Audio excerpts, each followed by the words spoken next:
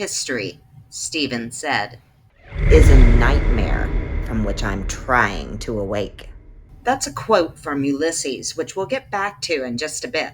Did you know that no character takes a significant physical journey in the 265,000 word expanse of James Joyce's Ulysses?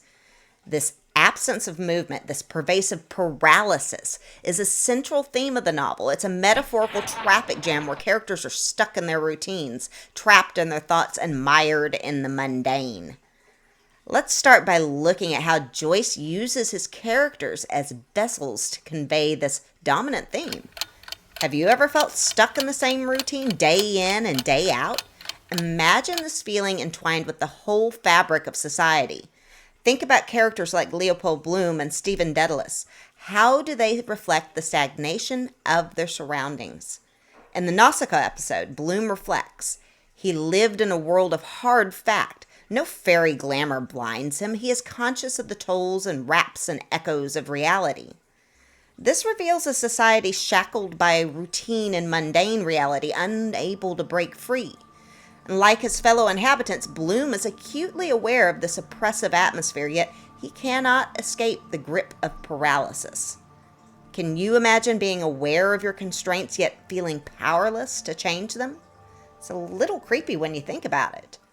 But paralysis isn't just an individual experience, but also a social phenomenon, creating a city full of people living a half-life. Did you know Joyce once declared that if Dublin suddenly disappeared from the earth, it could be reconstructed from his book?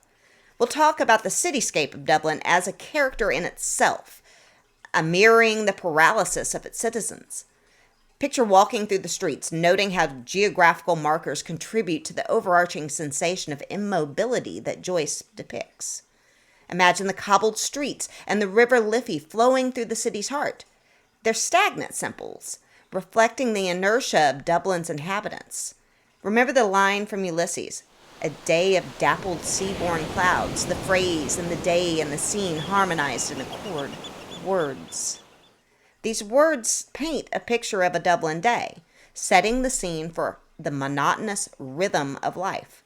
Much like the people, the cityscape is caught in a web of sameness, each day mirroring the next, dappled seaborne clouds today and the same again tomorrow. Notice how even the repetition of day underscores this relentless monotony. This inertia in Ulysses also serves as a form of social critique. From politics to religion, no stone is left unturned. Joyce challenges the norms and conventions that paralyze progress through his critique of Irish society. And this critique stems from a deep understanding and analysis of the societal structure. Consider Stephen's famous complaint. History is a nightmare from which I am trying to awake.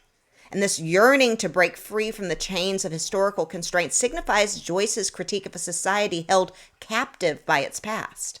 The notion of history as a nightmare encapsulates the oppressive nature of traditional societal norms. And isn't it interesting how Joyce uses his characters to voice his critique and challenge the status quo?